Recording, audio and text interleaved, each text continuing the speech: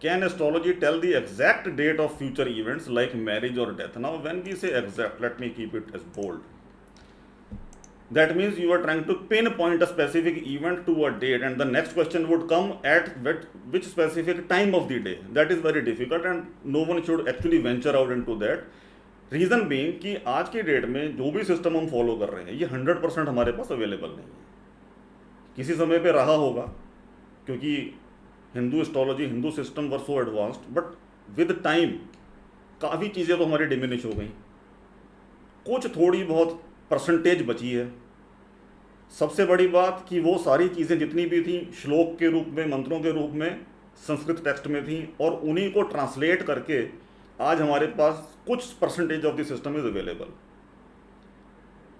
और जिसने भी ट्रांसलेट किया उसकी अपनी इंटरप्रिटेशन साथ में आई, और हम उसको फॉलो करके कुछ करने की, समझने की कोशिश कर रहे हैं। पहला पॉइंट। दूसरा point, how accurate is the time of birth of the native.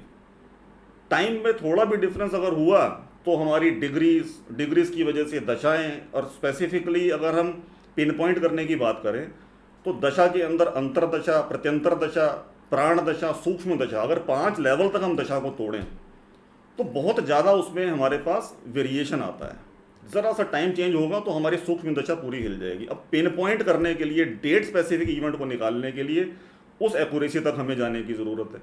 ना वो टाइम स्पेसिफिकली एग्जैक्ट अवेलेबल होगा, ना वो आपके पास सिस्टम आज की डेट में है, तो उस लेवल तक एक्यूरेसी में, क्योंकि one thing everyone has to understand that astrologers do not have television. ये एक प्रोफेसर चौधरी की बहुत सटीक बात है, मैं हमेशा याद रखता हूँ और बोलता हूँ कि हमारे सामने कोई टेलीविज़न तो नहीं है कि हम देख के और एग्जैक्ट स्टेप बाय स्टेप इंसान को बता सके। एक जनरल ट्रेंड हमें पता लगता है, एक जनरल एनालिसिस हम निकालते हैं, और एक स्पेसिफिक टाइम फ्रेम की हम बात करते हैं। मैरिज की डेट, एग्जैक्ट डेट निकालना प्रश्न चार्ट के थ्रू फिर भी कुछ हद तक पॉसिबल हो सकता है, क्योंकि वो टाइम हमारे हाथ में होता है, और that is where actually KP astrology rules over. वो एक अलग सिस्टम है, एक अलग तरीके से एनालाइज करने की कोशिश उसमें की जाती है, बट स्टिल उसके अंदर भी एरर्स की चांसेस बहुत ज़्यादा होते हैं। We should always restrict towards giving the general analysis. Date of death की अगर बात करें, I generally do not venture out into this.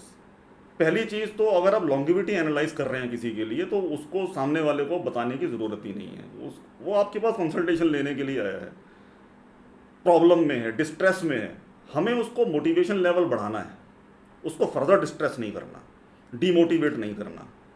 पता लगाना अपनी जगह है, और स्पेसिफिक डेट तक जाने की ज़रूरत नहीं है, एक जनरल ट्रेंड हमें देना होता है। अभी 2 दिन पहले भी मेरे पास एक केस आया था।